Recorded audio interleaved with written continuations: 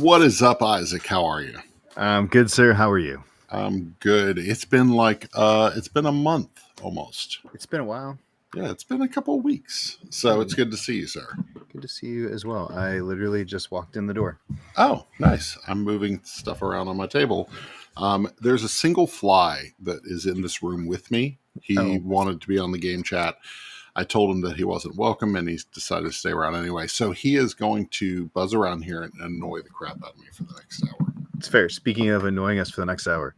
That's right. I was going to do that too. Thank you for doing it. Awesome. That was good. I couldn't have hoped for a better intro. Best intro ever. Yeah. Yo. What's up, going on late? I literally just walked in the house from driving back from Texas. Did you literally just get back? Yeah, just a little bit ago. You said you were going to be back in, what was it, 5 hours? Yeah, that was at 10 a.m.? Was it traffic? Yeah, just a lot of little Or did you things. Stop at 6 Buc-ee's on the way back? All the Buc-ee's. Oh, I see the Buc-ee's. I see it. I had the 3-meat sandwich. Wait.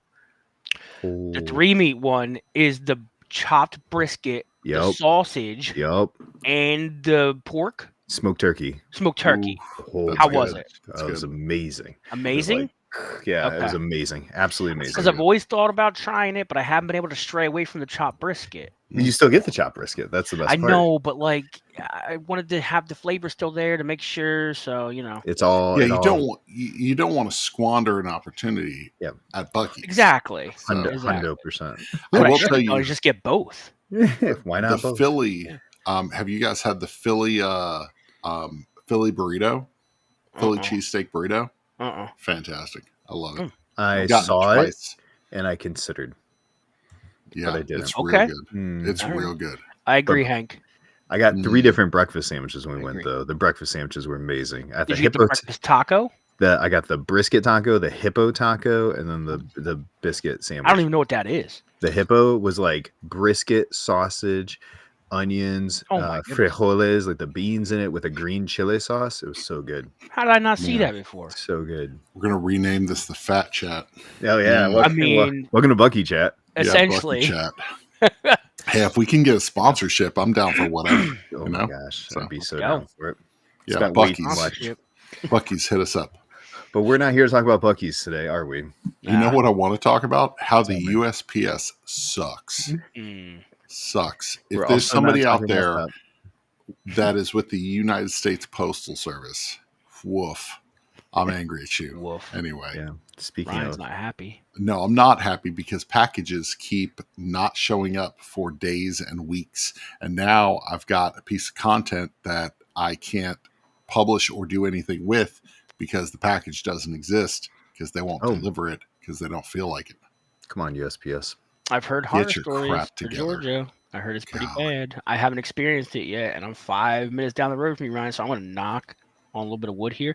I'm gonna knock on this that crokinole board, that crokinole board on the ground back here. Beautiful crokinole board back The there. beautiful Just saw crokinole board. it. Yeah. But yeah, we're actually going to talk about Gen Con. Bob and I had a chance to go to Gen Con.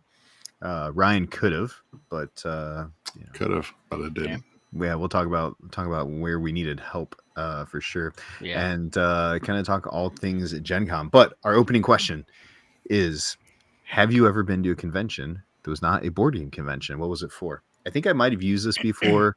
But not with Bob. So Bob? Yeah, not with Bob. So a very weird one. I'll talk about one weird one and one that you're not going to be surprised about. And my Bob and Bucky together. There's two Bobs I know one of them on the screen. So let's talk about the one that's not weird. Okay. Right. A sneaker convention. Sure. Shocked. Yep. 100%. Right. Mm-hmm. I've been to a bunch of them. I love. Okay. Subtitles say crocodile board instead of crokinole. Yes. Instead of crokinole. Nice. Good old crocodile. So the second one that you would never guess ever was a reptile convention. Oh. Crocodile board. And I accidentally wandered into that one. Were you looking for snakeskin boots? So I wasn't, and there were no boots or clothing. It was literal reptiles. Just everywhere. So you could buy turtles and snakes and lizards. That's pretty cool. And it was the strangest thing that I never knew existed. And I was at a place and we're walking around and I saw an open door at this like hotel, like convention center type thing. And I was like, I peeked in. And I was like, this is just a bunch of like animals. Like, that's pretty cool. Let's go in here. Check it out. So we just walked in, and that's all it was, man. It was just frogs and snakes and lizards, and like I think there were some like small like crocodiles or alligators and stuff and tanks too, man. It was very weird. But obviously, I didn't buy anything. What happens in those situations where one of those things gets out? Bro, it happens all the time. Oh, man. All the time. You always read of like, crocodile or alligator found in blah, blah, blah. Like, they're not supposed to be there. But like, yeah, somebody had it as a pet and they set it free. Well, at a convention, I would hate to be in that hotel and be like, hold on, what do we have downstairs? 250 snakes? I know, right? So, nope, I'm not staying here. I changed my mind about this piranha. I'm gonna flush it. Yeah. So most of my conventions have been nerd conventions, as you can probably tell by my look. Yeah. But I have gone to convention. I have been to like kind of like learning conventions where I for web design and web development and stuff, which are also nerd conventions. I was going to say, which are also geek or nerd. Yeah. It's just one is profitable and one's not. So. Yeah, I've been to work ones too, Ryan, but they're dumb, and I didn't want to talk about that. Well, I don't have a lot of convention experience because it's all nerd crap or work. Something nerd related. Mine growing up, my family owned is actually similar to what Bob said, but we owned an aquarium store, and so we used to go to pet conventions, and the biggest one was in Chicago, and we'd go there every year, and like picture like Gen Con size, but all vendors for pets. And so it was like foods for all sorts, and we were just there for fish stuff, but you'd get like handed constant, like, here's some dog treats, here's some dog food, here's this new way to remove pet hair, here's all of these crazy things. And it was just a fun exposure to, like, if you like going in a pet shop, this was like 100 times that, right? That's interesting. Yeah. So yeah, it was fun. It was fun I to could see that being explore interesting to like see what's out there, you know? Yeah, all the One cutting edge stuff. convention I've always wanted to go to is like something like CES, like a technology convention, you know? Yep. So That would be I feel cool. like that would be really enjoyable. So we are talking conventions. Also, by the way, happy 70th episode, Ryan. 70 episodes. 70. And we celebrate with a Bob. Yeah. I'm so glad I could help you guys get to that 70 mark. That's true. You've been on, this is your third time? I think 15th. I have no think. idea. I Too think many times. 15th time. I'm just kidding. Too many times. I'm just kidding. I was like, I need somebody I went to Gen Con with. Like, I don't want to talk to Simon. I don't want to talk to Derek. Everybody else had COVID. Okay, I guess it's Bob. Like there we everybody go. had COVID. This is Simon saying that he's been to a furry convention without saying he's been to a furry convention. No. Yeah, I mean, I'm sure there are, Simon. I just that's an odd one that nobody's gonna be like, oh, I bet you went to a reptile convention. You know. That is an so half the people that we went to Gen Con with. Yeah. Thank you. COVID. I have no idea how no one in our house. We were all good. That is wild. We were all tested. We were all good. Everybody was fine. Tested for a week. Yeah. We all had our own rooms. Helped. Yeah. I don't know, man. I must have hugged 100 people that got it. Yeah. Everybody. I said to somebody the other day. Yeah. I said to somebody the other day. I was like, it doesn't make sense unless I'm patient 0. Oh, you could be. Right? You've just got a great build up, right? Yeah, no, that doesn't make sense either. But Bob doesn't go out very often. So Bob goes to the dog park. He goes to Lorcana. Yeah. If it's not dogs or cards. Yeah, I don't hang out with a lot of people, so I wouldn't think that my immune system would be like, yeah, we saw so many people, we fight off everything. But man, like everybody. Yeah. I'm like, my kid, all three of my kids got COVID one time. And, Aaron and I didn't. We were literally taking care of them. Wow. The whole time. Had to make it work. Crazy. So, Becky said that she had been to a small Outlander convention in Cleveland. Like a Subaru Outlander? I assume the TV show. I would think the TV show, but also maybe a Subaru. Maybe they were giving away a Outlander, the television show. Yeah. Okay. Bob's like, interesting. It's like, did they have any other cars there? Just the Subaru. Just small Subarus. Yeah. So speaking of Gen Con, we had the numbers come out. It was over 71,000 people, setting a record for not only the United States, but a record for all Gen Cons, plus more than 540 exhibitors. So when you hear those numbers, for Bob and I, we'll talk experience. Ryan, you've never been, but when you hear those numbers and you think comparatively so at an Origins that's roughly a third of that. Yeah. In vendors and attendance.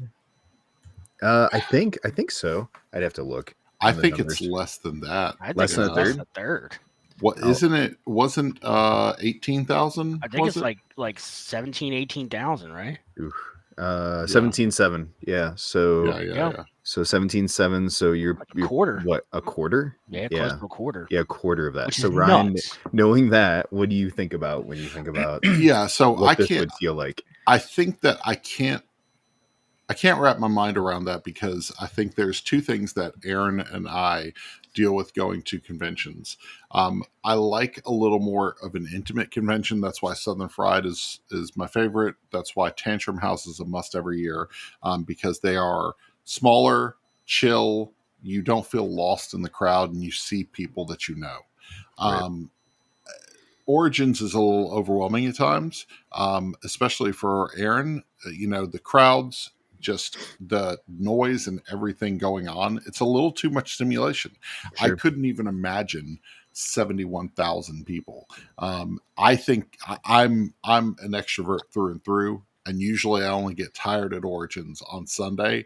I don't think that I could last. I don't think it would be great. So I'm like you, Ryan. I'm also what we do wouldn't work, right, if we weren't in some way extroverted. Yeah. So, but exactly like you, and I think like a lot of people who are primarily extroverted, you do need that reset time, right? You can't be 100% extroverted all the time. You got to at least have a little bit of portion to reset your battery, right? Yep. At Origins, I don't experience that too much. At Gen Con, I definitely do. Yeah. And it's at the end of every day where I don't want to be in a big group anymore. I just want to get home because everything hurts. Yeah. And like a shower just sounds so amazing every single night.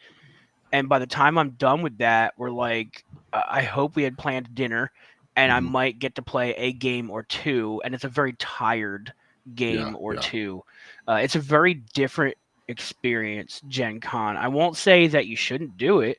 Yeah. I think you should experience it at least one time. But it is a different animal than every other convention I've ever been to. Yeah. Well, and you and I experience it differently because we work it. And this Fair. year we had to work the entire thing. We were helping out Wise Wizard, and they had a number of people that couldn't make it, sick beforehand, had to cancel. And so we went from being in the events hall, which is where we were last year, with a little more downtime. Events are a little more chill.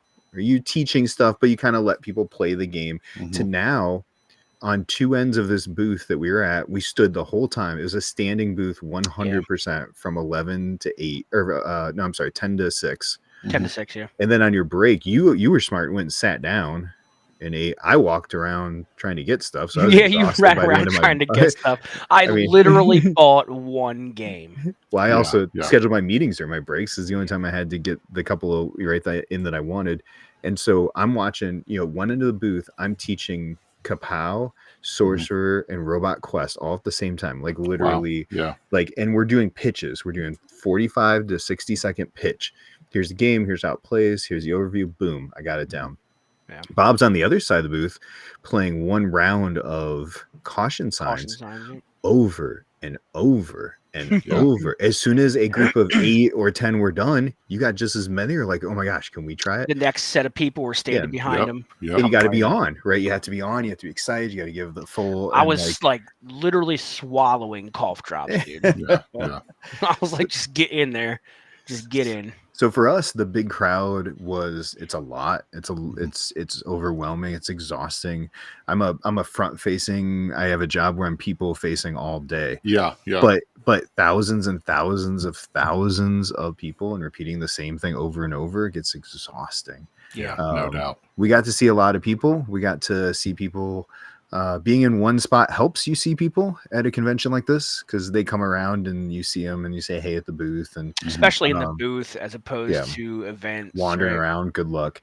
But the best part from I'm gonna save it. But overall, it is a very overwhelming large. When you talk about the numbers, you talk about the booths. It was bigger this year, Bob. I don't know if you felt it. Like the halls were spread out bigger, so it didn't feel as cramped. It didn't feel like you couldn't move. It wasn't so. Because there was more space, you didn't feel like last year, Gen Con was not as many people. It wasn't far off. It was close. It was very close, but the halls or the aisles were packed tighter. Yeah. So last year it was step, look. Step. So it wasn't like that this year. It was still very packed and difficult to move through the sea of people, but not as difficult as it was last year. Yeah. And I think that's because they opened up more space and stuff. Interesting. So we got to do a lot of different things. And of course, obviously this is a little one-sided for Bob and I, as Ryan wasn't there, but Ryan, from some of the, you remember for a while we had Gen Can't. Was a thing, right? So some of the things you saw looking from the outside in is good to kind of input this, because there is a FOMO that goes with Gen Con. There's a FOMO with all these conventions, right? Because you feel 100%. Like you're missing out on the new thing, the new game, the new experience, and probably one of the biggest things are the games, right? And Gen Con, more than any other convention, it is a big ticket release for most of these companies. So when we look at like games that were like, oh, they were hot, they were excited, they were, stuff like that we got to not just try, but even try to get a hold of. There were a couple booths that were chaos, absolute chaos. Well, it's interesting because I think so. The FOMO part of it, there's a part of it that I like. I will tell you that Bob has two games that I really wish I could get my hands on. They are games that I've been looking forward to for a period of time, and that was the first chance that you got to get a hold of it. There's one game that was announced. It was the Creepshow game from Skybound Tabletop. It was there, and that was the only opportunity to get it. And I was like, I really, really wish I had that game. I mean, if you told me, I would have grabbed it, man. That one sold out so fast too, though. Sold out really fast. There were only a couple. I think there were 100. He only had it sold out first day. Yeah, super quick. Oh, I didn't know all that because it was. Remember that's the thing with some of these releases is there's. Yeah, he could have. Yeah. But that's the thing with some of these releases at Gen Con. There you go. Look at that. There you go. Look, I speak his name and he shows up just like that. What a guy. I wasn't gonna. Matt's in the comments. What a guy. I can share it. Matt is getting us a review copy. We do. If you are aware of One Board Family, we are big Halloween fans, and we do basically 5 to 6 weeks of Halloween coverage. Yes, so we do. Look for Creepshow. They only brought 90. They went so fast. I had no idea that they only brought 90. There were some games, but I will tell you that what made the FOMO more acceptable was looking at the lines. I had no desire when I saw people lining up, and when I saw people's TikToks of just the sea of people, just the never-ending line. I was easily like, you know what? I'll wait 5 weeks for that game. The best one I saw is the lady dancing through the halls at Gen Con. That's I haven't seen that one every single time I see that video. I don't know who originally posted it, but man, dude, like it's so it hits home because you know exactly what it's talking about. I did. It's that lady who's like spazzing out. Yeah, she's like trying to get spazzing out, like dancing. I have she's spinning around, and somebody put it on their video of walking through the Gen Con. I threw that on there on our TikTok. That's funny. So the games that were the hottest, right? And Bobby can add to whatever I'm forgetting. Rock Hard. 1977 flew off the shelf so much that they then put it in their smaller. I don't even call it smaller space. I bet Jackie. That was cool. Yeah, Jackie was amazing. A lot of these companies had their own rooms outside of the convention hall. Yeah, and so they started selling. DeVere started selling it at 8 a.m. 100 copies every morning at 8 a.m. You could line up outside the convention hall to get them, and then they had another 100 per day inside the convention. So rock halls and cities from DeVere were gone super fast. Yeah. The big one, the big line near us that wrapped all the way around All Play, made All Play look small, was Spin Master with Comic Hunters. Yeah, Comic Hunters. Yeah, and then they told everybody buy it from Barnes and Noble. So I literally my bought copy at Barnes and Noble. Ryan got his copy. What's wrong with your copy? What's wrong with your copy? I got 2 copies of that garbagely produced game.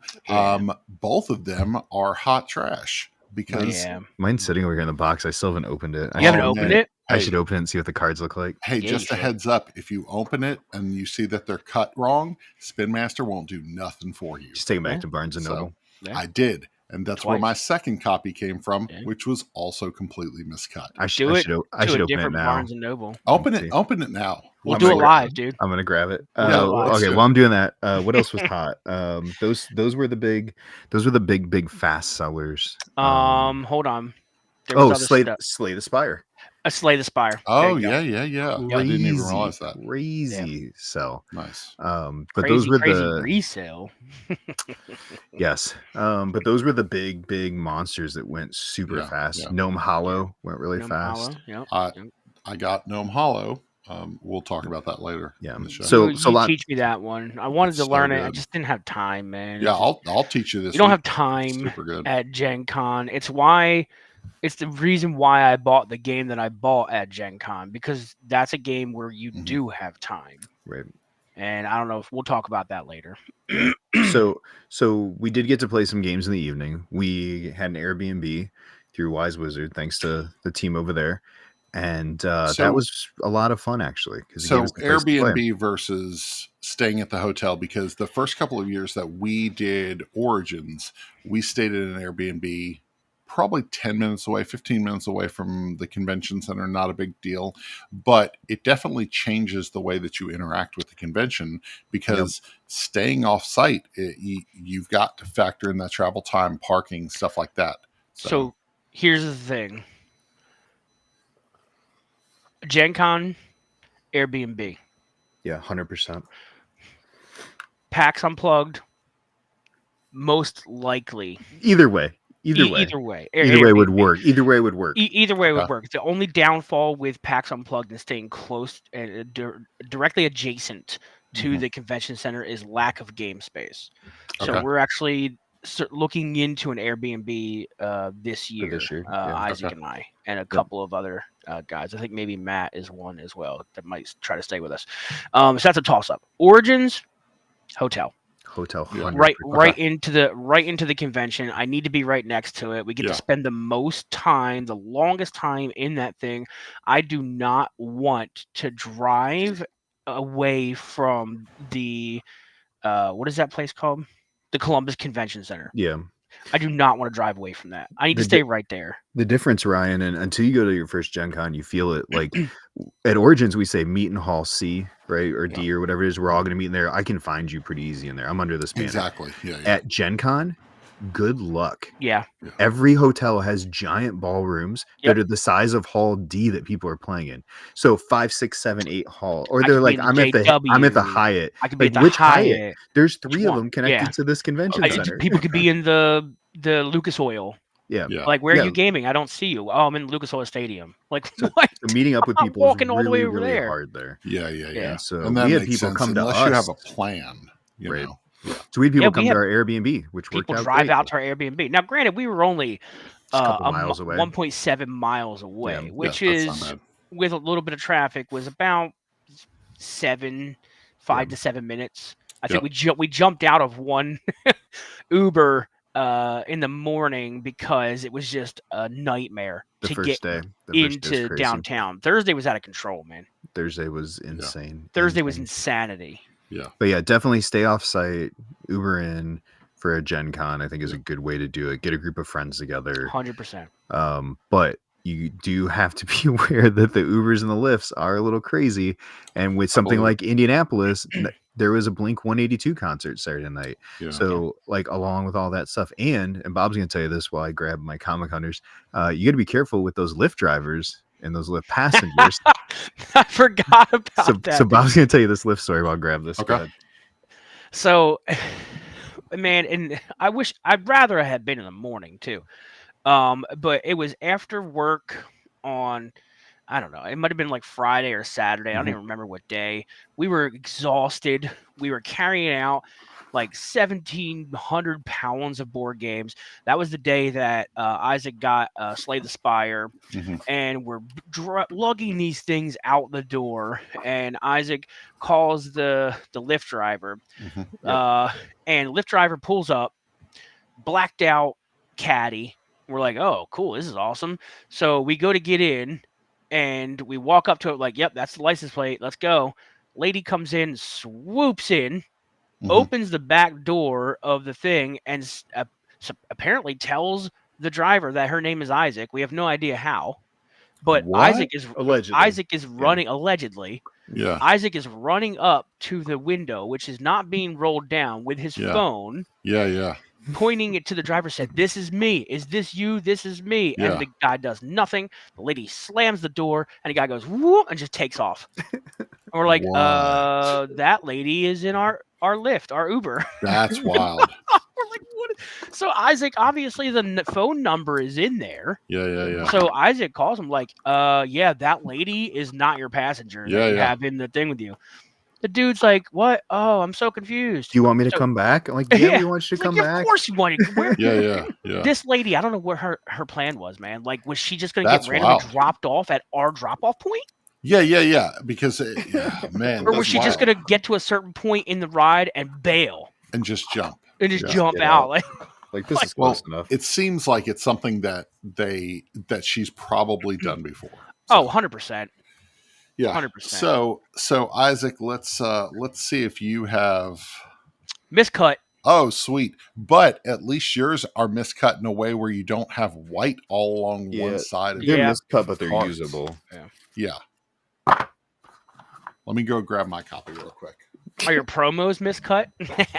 No, my promos are not miscut. Hey, it doesn't look bad. No, it's not bad. It's a little. I mean, it's definitely enough that you notice it, but it's not like like the worst thing. Ryan's looked like the worst thing. Yeah. You ever had the crackers, the spicy crackers from Buc-ee's?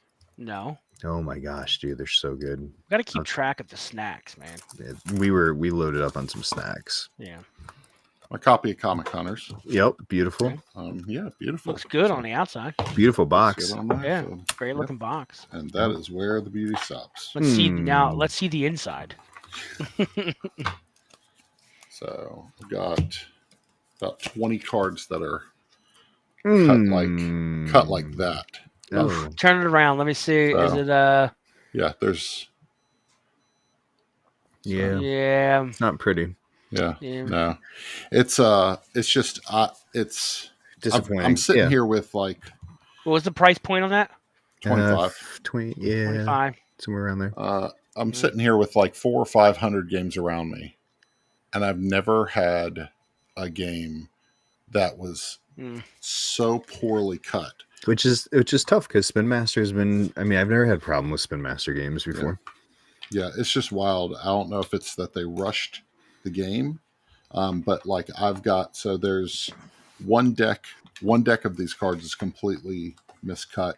My entire 2 deck is completely miscut, and then my 1 is off center, which is not bad, and then some of my 3s are miscut. And what's crazy is I brought it back to Barnes and Noble. I said, "Hey, little issue here. I'm just going to go ahead and grab another copy if that's okay." And they were like, "Totally, we understand." And they saw it. They were like, "That's really bad." And I was like, "Yeah." And they were like, "Go get another copy. We'll go ahead and take care of it." Did you play it yet? Like, perfect. Yeah, I've played it like 4 times. How do you like it? Really like it a lot. Like, I think this is a great game. You've never played it yet, right, Isaac? I've only played a version of it on tabletop or on Tabletop TTS? Arena. Yeah, TTS. Yeah, because it's a game that's been on my radar for a super long time. Yeah. Oh, I know it has. JT bought it years ago from Brazil. It was like $200 or something. He imported a copy and they loved it. So yeah. But let me wrap up. Let's talk about food. Talk about production value. Okay, that is a stitched booklet. Okay, stitched booklet. Stitched rulebook. Why?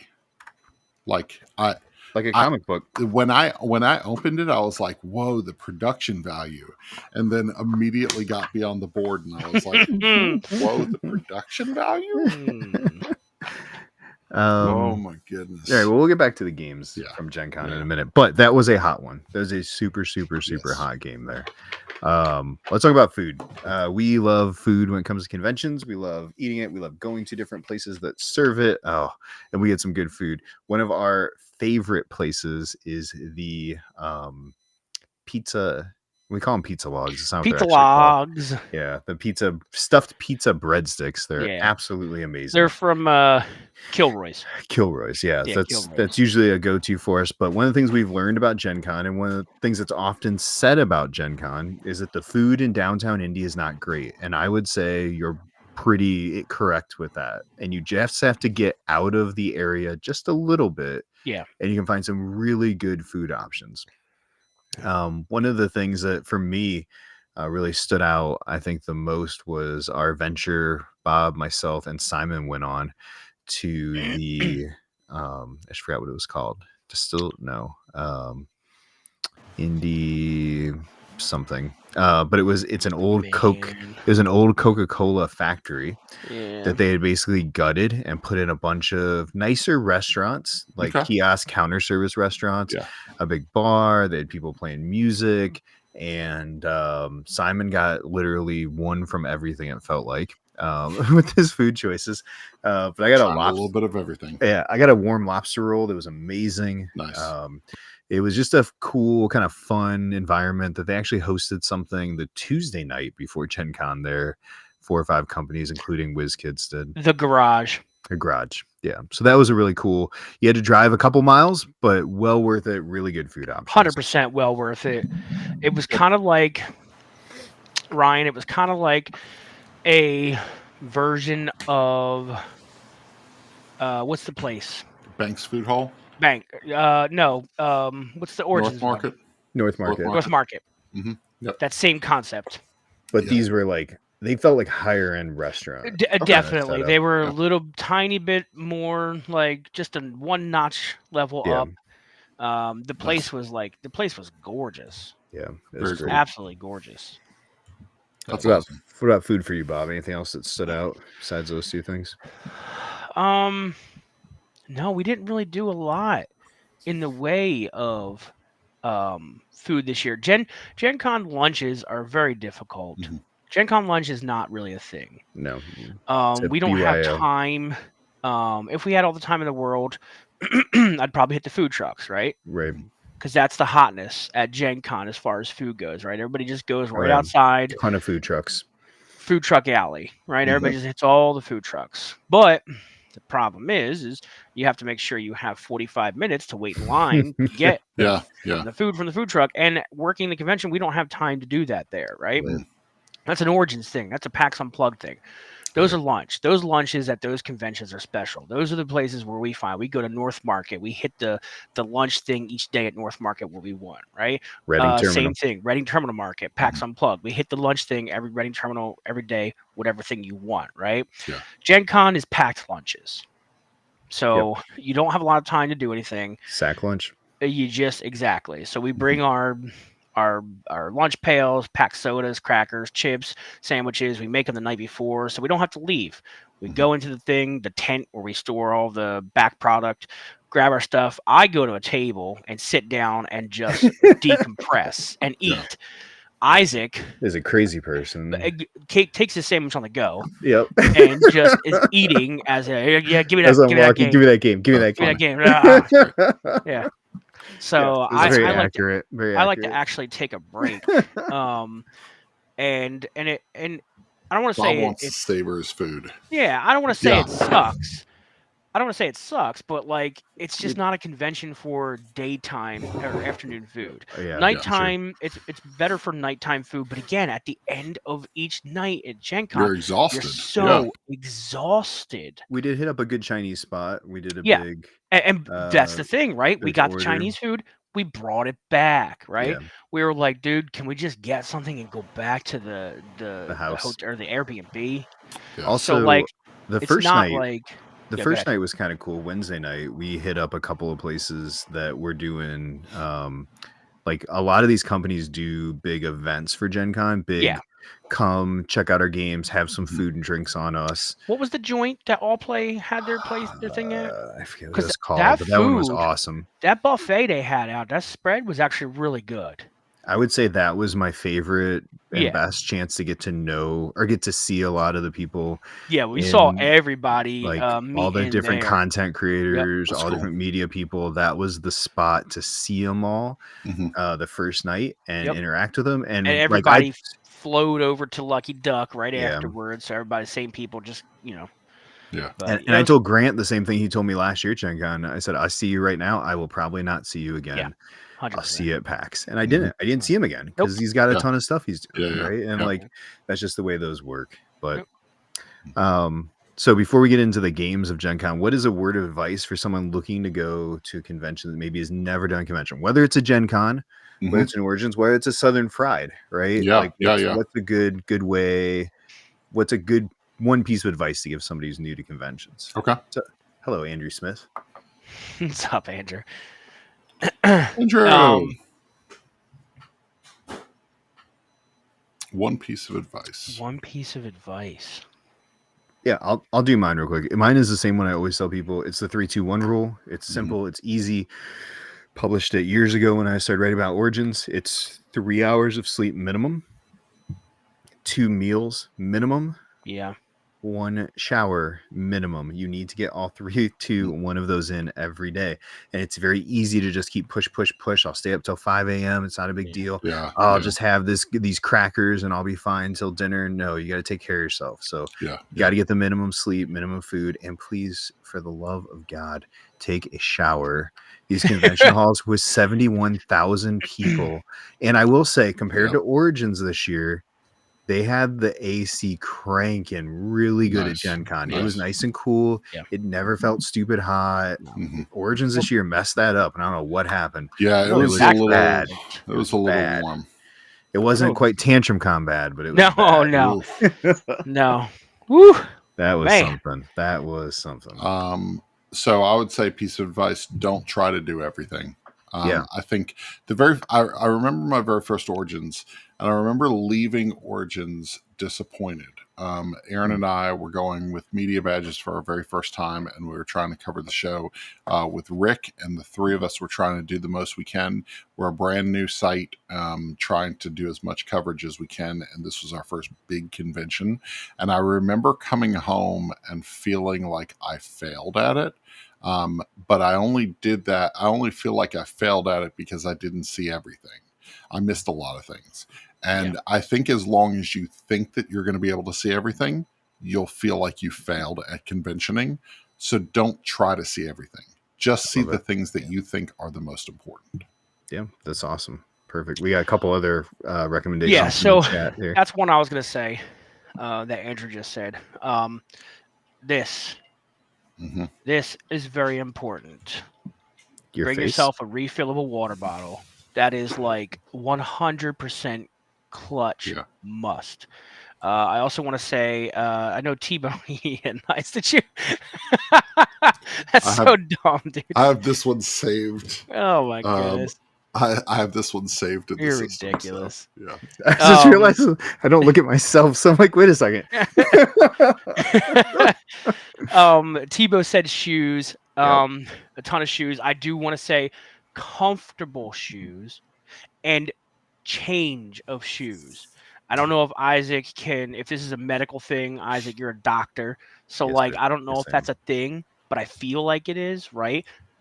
Taking your feet out of shoes you've been in all day to put your feet in a different pair of shoes, to me, always feels more comfortable. For me, it's slides.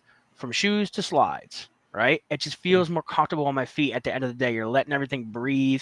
So make sure you have a change of shoes to get into, hydrate. And there was one other thing I wanted to say. Forget what it was now that I'm thinking, but yeah. Oh, I got this one from Isaac. This is one of my most important ones from every single convention I go to from 3 years ago out, and it will never change. Isaac knows what I'm about to say. I do know. What are you about to say? Massage gun. Yep. Oh, yeah. Every single convention, I recommend it to everybody that I see. It will save your day. Yep. You get home from that day of the convention, sit down, have a massage gun charged up, ready to go, hit your legs, hit your feet, hit your everything hurts, man, because you just clocked 17,000 steps, right? I remember when you brought the massage gun to Origins a couple of years ago. It's life-changing. It's so good. It's life-changing. So now, it might not be if you're like 21 or 22 or something, but we're getting up there, so it's fair. That's thanks to our new people, Rockford. Thanks for joining us. Yeah. Randy, yes, don't be afraid to say no when it comes to hanging out with people. 100%. Yes. Right? Yes. Don't be afraid to Hey, take Mackenzie. some downtime. Becky changing socks and shoes. So like you said with shoes, but yes, changing socks, super important. Yeah. You especially get a good cushion on those. Yeah. Yeah, great one, Becky. It's really funny because it's one of those things where I'm like, oh, that's a thing that like we have to think about. Interesting. Yeah. So. All right, so we've got a pick 5. Our pick 5 is we got the logo. I'll let you throw it on the screen. There you go. You didn't even tell me we were doing a pick 5. I don't have a logo. Yeah, we do. It's right there. Ryan, share it. Oh my goodness. What am I sharing? Is it going to be something terrible? It's the same That's one. a good one too, Randy. Don't Hold be afraid on. to say no. Like, Don't be afraid man, to say no. I need the downtime. Oh, like, geez. don't feel There it pressured is. into. There's the logo. Bob, have you seen our pick 5? I logo? have seen it, unfortunately, before. Isn't it gorgeous? It Me is with my favorite game in the absolutely top left. gorgeous. Ryan with his favorite game, bottom right. Yeah. It's a Is that a turkey. turkey? It's a turkey. Yeah, I think so. It's me holding a turkey. So dumb. Chidurkin. Pick 5. Pick Jeez. 5 Pick is our. We're just gonna pick 5 games that we were at Gen Con. So either and I games that actually have released- 5 games that were released at Gen Con right here. or games you played at Gen Con. that I you didn't even go to Gen enjoyed. Con, but I still have them. Did I even play 5 games? You did. Or just games that you Did? saw and you were like, hey, that looked like that was really cool. World's Okay. greatest Do logo. not- Thank you, do old not sport guy. No, do not encourage Thank you. this man. Thank you. I might get it printed on a t-shirt. World's I've been, greatest logo. Stop. It's pretty good. Oh, well. Well. What do we have here? Unofficial sponsor of the show, 25th Century. Nah, man, Right that's Bucky's, behind- not 25th. Oh yeah, sorry. Today Bucky's, it's 25th Bucky's. Century, and 25th Bucky's. Sparkling Frost. That one right there. What happened? What are you doing? All right, so we'll start. Nothing. Don't worry about it. We'll start with Bob. Just a game that you enjoyed at Gen Con. What was it? Okay. What did you like about it? He's gonna play. I'm going to start with a game Crokin's that I board. actually played. Yes. Damn it! You took mine. Yep. I knew I was going to. Yeah. So, Flip 7. Yeah, you got the little box. I got the big box. The big Actually, I got box. the little box too. I'm gonna give it to Ryan. Surprise. What is it? Why is this game so good, Bob? So this is Gamers Blackjack. Yes. Okay. Gamers Blackjack. And it's a lot of what this banks on is push your luck. So if 100%. you're a gambler, if you're a person who really is like loves that tension of push your luck, and you're like, I can keep going, I can keep doing the thing, I can get better than you.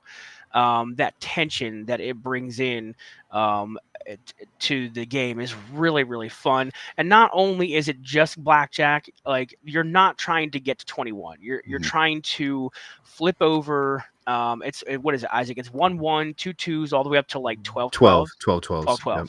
So it's a deck filled from 1 to 12, but it's got inserts as well. Backwards. Oh yeah, is my camera not flipped? Oh, that's your my camera bad. isn't. Yeah. Here we go. There you go. Is that better? Is that where? I got it. I got it. I'm just kidding.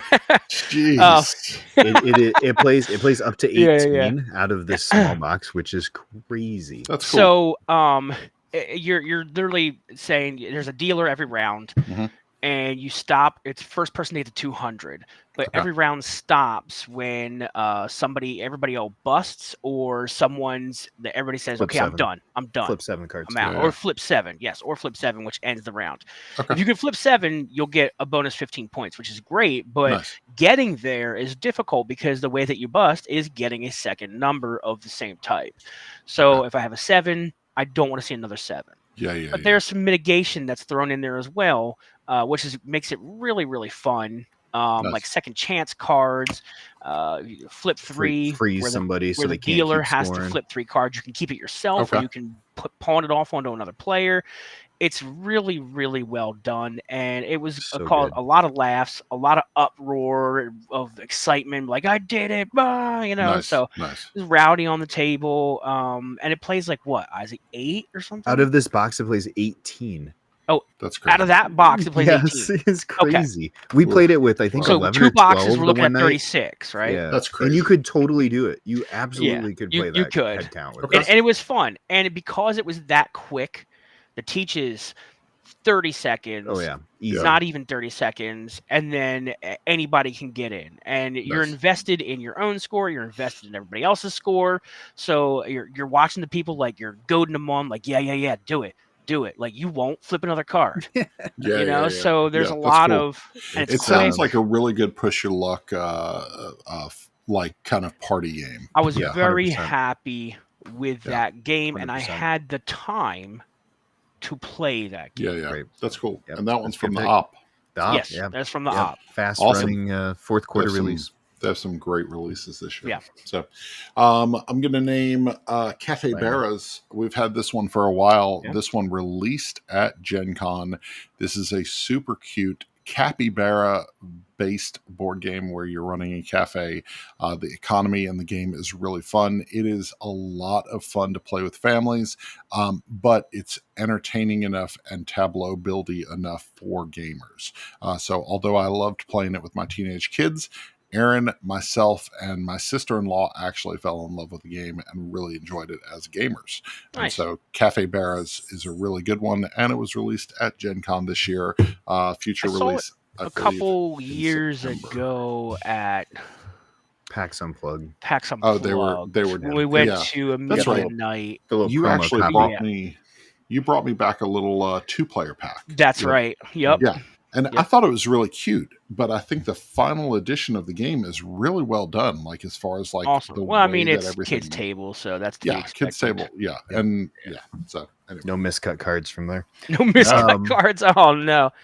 So my buddy, just a heads up, I have prototypes that are more well made than Comic Hunters. Game Chat not sponsored by Spin Master. Yeah. Anyway, so a good friend of mine who lives in Mexico is up for conventions all the time. Comes with one suitcase, leaves with 20. His name is Victor.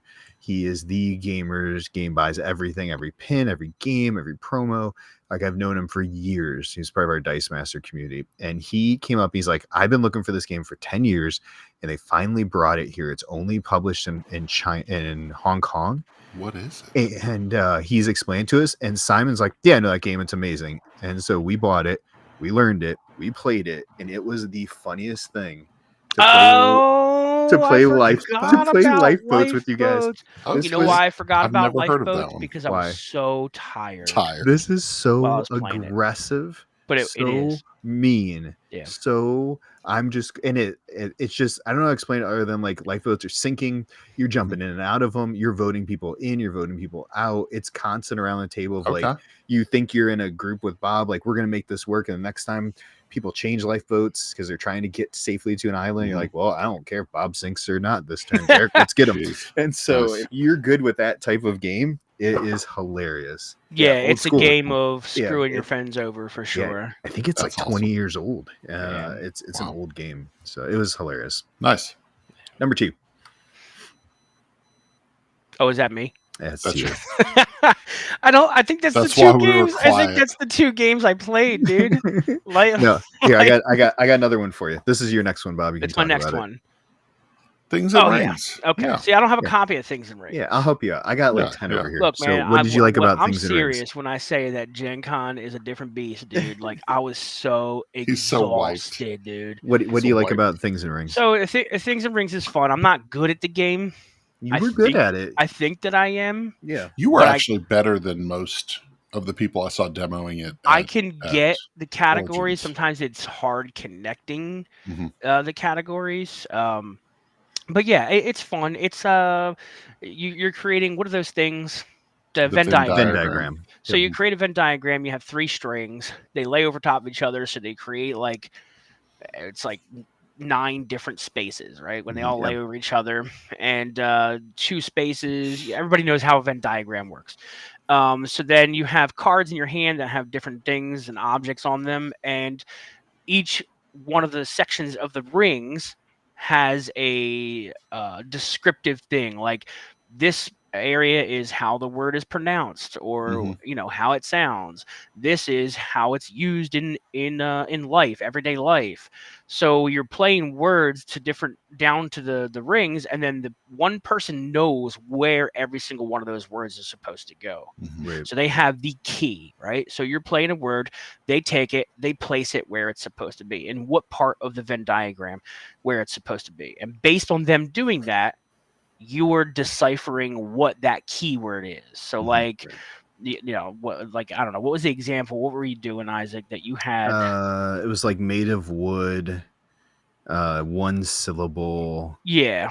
And like can hurt you or can damage you or hurt you. Dangerous. Yeah. So we're playing things, objects, right? Like couches or trucks or whatever. And Isaac's arranging them into these different categories. I'm like, why is that, why did he put that in that category? Why did he put that there?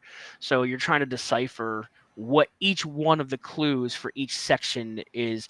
Like, oh, we put so many things in here. I bet you that this category is one syllable words. Everything in here is a one syllable word. I'm going to try to put a double syllable word in there and see if Isaac moves it, right? Yeah.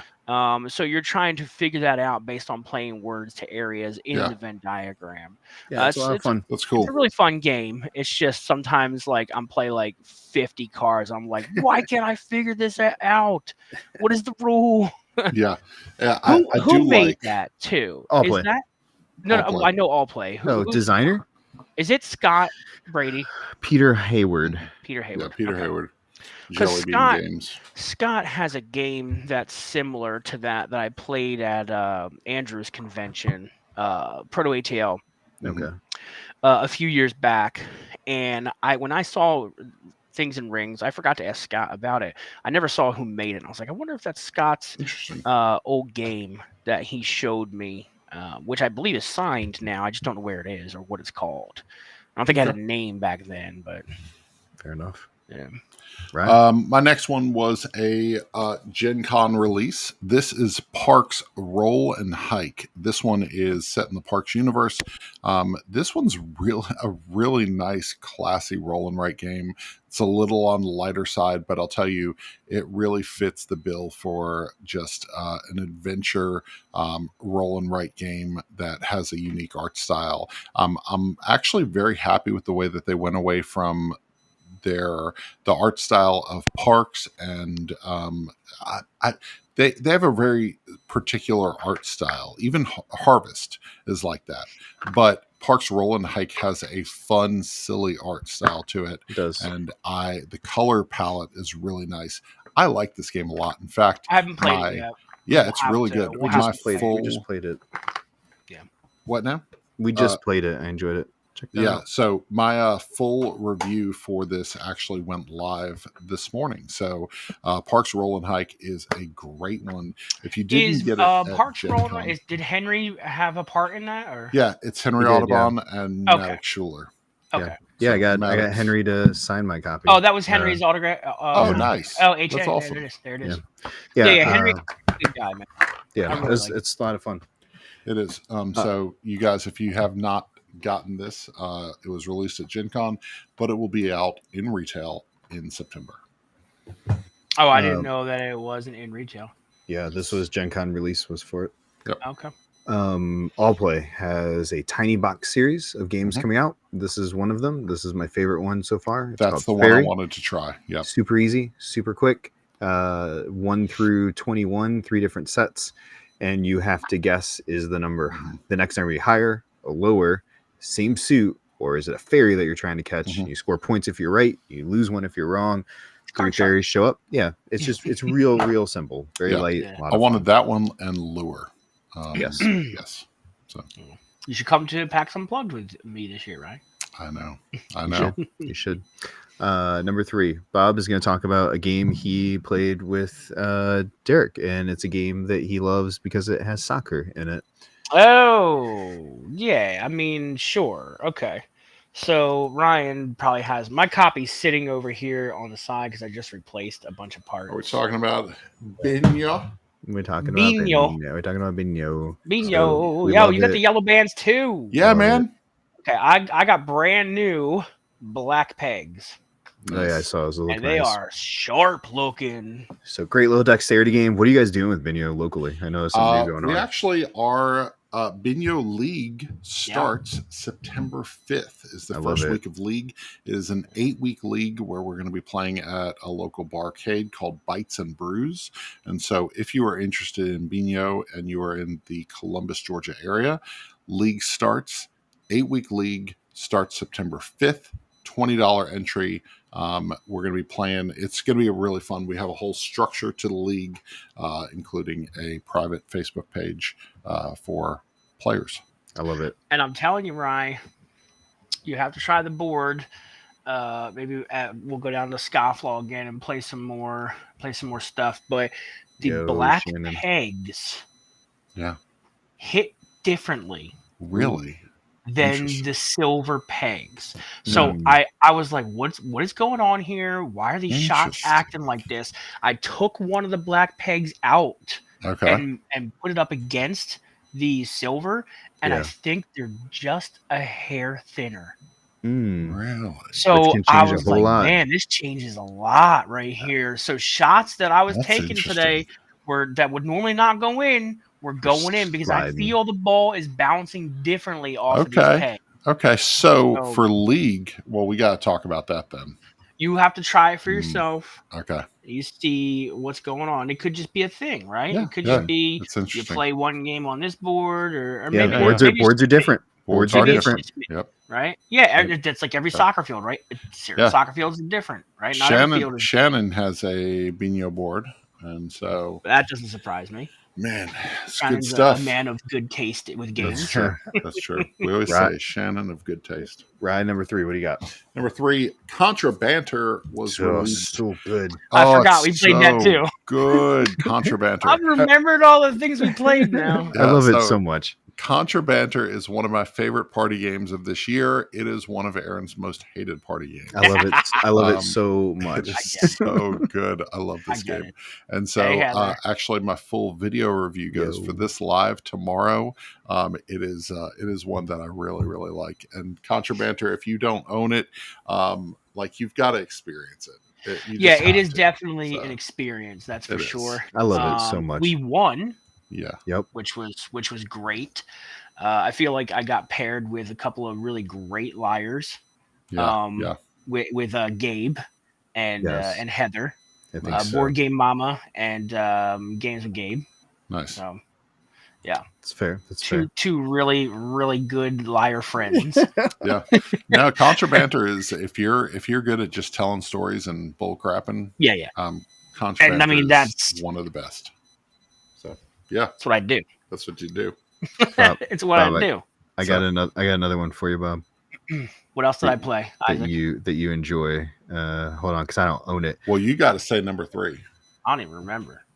Oh, my number 3. Sorry, number three. Let's go simple. Just got this. It's one of Ethan's favorite games. Had to get it. The Tetris game.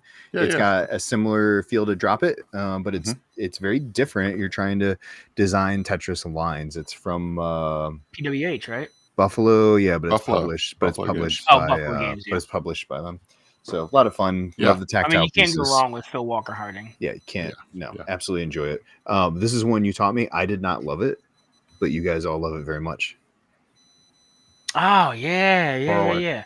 Far Away. Ryan, have you played Far Away? I have not. I've still wanted to play. That's a really good game. I don't know if Simon is still in the chat or not, but he will vehemently disagree with Isaac here, which is fine.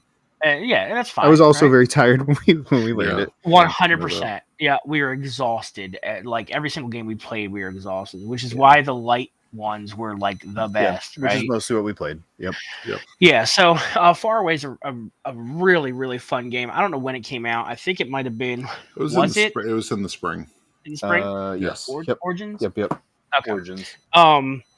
Really fun drafting game. It's got a really interesting mechanic where you're scoring points off of the cards that you draft in reverse order. So every card that you play down, it's a 1, 2, 3 simultaneous reveal, and it's got numbers in the top left-hand corner. And based on the number that you've played, the lower the number, the first you are to draft a card off of the table. Right. But the card you played down to win the drafting priority order is the first card in play. So you get to play 8 cards eventually down to the table, and each one of those cards at the end of the game gets flipped over face down.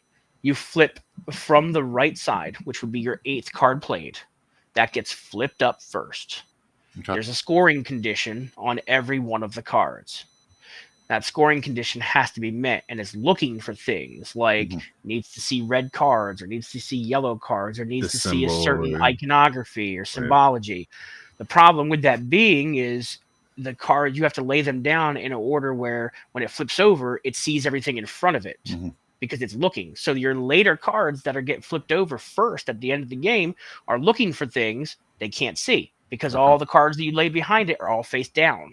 Interesting. Okay. So the planning in Far Away is a little bit I don't want to say backwards, but it It takes a is.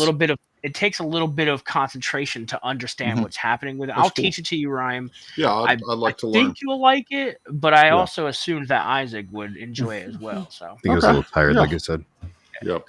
I would play it again. I would play it again. Well, remember, a tired Isaac disliked Thunder Road Vendetta. No, I did not dislike Vendetta. I did not dislike that play. I did not like the fact that I was out in like 4 turns. Tired Isaac cannot be trusted. Yeah, but the problem, the thing that solves with that is once one person goes out, the game speeds up real quick. Yeah, because it doesn't want people to sit around, right? I do like Thunder Road a lot. It's so good. Yeah. So, all right, next up, Comic Hunters. This one was released at Gen Con. Hopefully, your copy's better than my copy.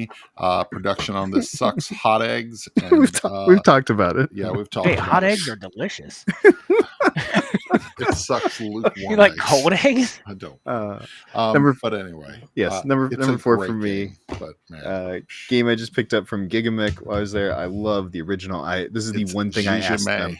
Gigamic. The one thing I asked them for in reviews. Is that a Pac-Man corridor? It's corridor Pac-Man. What? So it plays I wanted that. It plays like regular Pac-Man, a regular corridor, or there's a version where it's one person controls Pac-Man and the other up to 4 people control the ghost.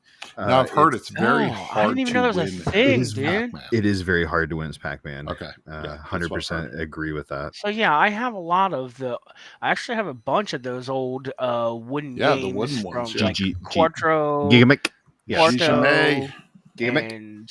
Yes, yeah, it plays like corridor, just like regular corridor, but it adds that fun thing in. Yeah, so. Shannon, this was the one that I was telling you about from Origins that I think would be a big hit for SFG. Especially with the crossover between Shannon's got between board games and video games. Meeple Madness actually brought a copy and was demoing it all weekend at Southern Fried. So, all right, last one. Bob, your 5th one was a party game. Give it to me. We tried to play at Lucky Duck, but did much better when we played it at the house. Actually, I want to tack on one to this as well, because I just remembered because of that, and I think it might have been a Gen Con release too. So Captain Obvious, which I actually do have a copy. The other one was 3 of a Kind. Do you have it? That was the one I was going to hold up. I don't know that. So 3 of a Kind is from Tim, the Eisner Brothers. The Eisner Brothers. So City. I would have loved to get that. I just did not have time to get around the convention to pick it back up. So I'll put those. I have seen that. Yep. I'll put those 2 in the same category. Captain Obvious and 3 of a Kind. Mm-hmm. They're both in that category of Green Team wins. Just one. They're those type of games where you're writing things. You have a whole bunch of people, a lot of laughs. Captain Obvious, you're writing out. Everybody gets their own like telestrations booklet type thing, and you're writing out a sentence. You pass it to the left, and then someone has to cross out a single word and read that sentence and then leave that last word that they crossed out blank. Mm-hmm. Everybody at the table has to finish that sentence. So you have to cross out something to where it's nobody can figure it out. Yeah. So where you don't want them to figure it out. Okay. You don't want that. You want to stump as many. You want to stump everybody by picking the word. So obviously you don't want to cross out those and whatever, Makes sense. Yeah, it's fun. They were both super fun games. Fun late party games. Yeah. Let's go with Gnome Hollow as the last one. This is number 5. Gnome Hollow from the Op is a fantastic game. We got this at the played it at Origins, right? Played it at Origins. Thank you to Ray at the Op for allowing us to play a full demo of it with her prototype. Man, it is just, Gnome Hollow is just so solid. You're going to see this one on a lot of top 10 lists this year, including I'd like to play it. What's the main mechanism? So you're basically building these floral rings, and you're collecting different color mushrooms and then turning those mushrooms. Yeah, your set collection, these mushrooms, and then you're turning them in for basically there's an economy of mushrooms. Certain mushrooms are worth more because they're less plentiful. More valuable mushrooms just are lower. Like it's not worker placement or anything, right? Like No, you place out your gnome, but then you have worker placement spots later in the game that you're actually going out taking to. them. Right. So Okay. it's just really good. Do you have that game, Isaac? I do. It's a little Carcassonne as far as like that's what a lot of people compare it to, because you're building these floral rings similar to the way that you build the fences around the city. So in Carcassonne. So. My fifth one is the largest game I have heaviest game I've ever had in my possession. It is my first venture with the team at Chip Theory.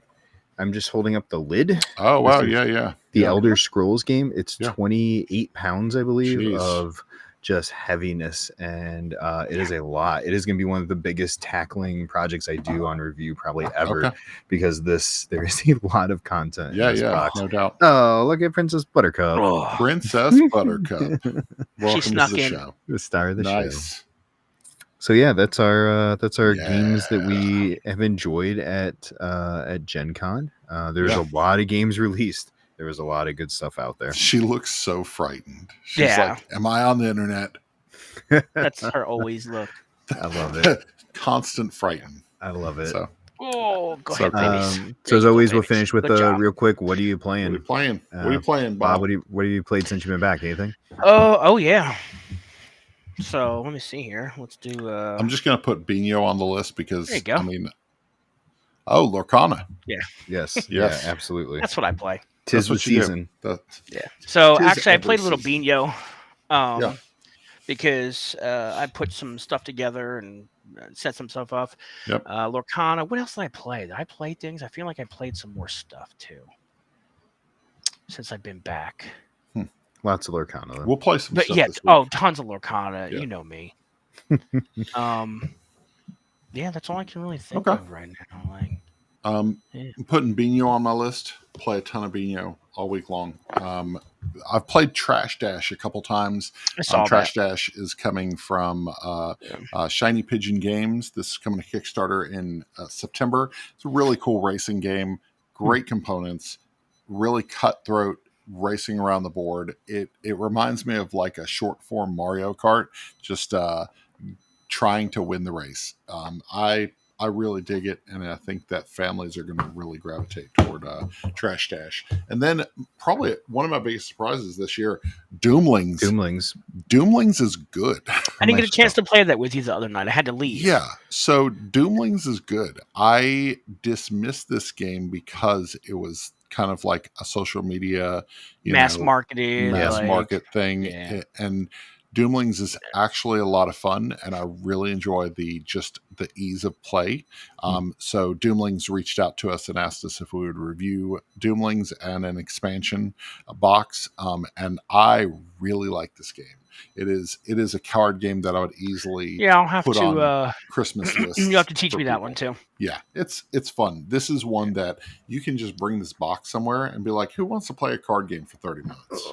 The one I got a chance to play because Ethan loves it. We played it there. He's played it a few times. Is the Giant Slay the Spire Collector's Edition. I want to know how that is. I would try it. Huge fan. It's cooperative, but it's deck builder cooperative. So I felt, and I don't love cooperative, but I enjoyed this experience because it felt like we were all doing our own things. I know you're not a co-op guy either. It felt more like Legendary. Right, that type of cooperative deck building. I do Legendary cooperative. So we each had our own rows we were tackling. It was good. It was fun. It's hard. It's definitely hard. It ramps up real fast. So nice. Well, cool. All right. Well, guys, this has been fun. Hey, where can we find you, Bob? Oh yeah. Well, I'm here. One Board Family. I'm here. Like One Board Family, or you could just go to his house. Or you can go to the stuff that Isaac put right there. That's all. That's all, Ryan. I don't do anything. Me. I do stuff. I don't do. I didn't do anything. Well, no, you did. You might see my face on some videos every once in a while. You showed up. Yeah. I'll write some stuff before someone decides to look if Bob wrote anything. That's funny. Yeah, that's funny. They're not letting you into PAX Unplugged because of it. No, I'm just. I got to write an article right before I go to PAX Unplugged. Because the media tickets are up. So media.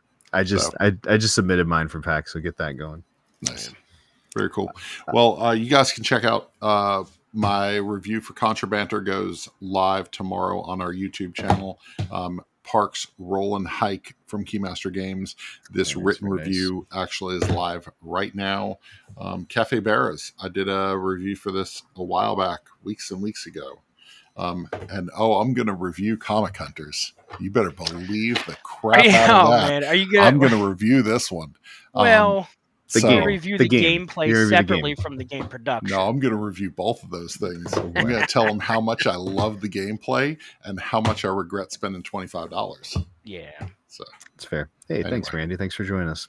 Yeah, thanks for hanging out, Randy. Yeah, thank you. Thank you for everybody coming out and hanging out with us. Really appreciate it. Sorry for my bitterness toward the United States Postal Service and it's warranted. Against what is it? Spin Master Games. So I got a lot of bitterness this Monday. Yeah, it's airing of grievances. It's not even Festivus. Happy Festivus. Happy Festivus, people. Nice. So, all right. oh man. Peace out, gents. All right, guys. Bye. Have a good night.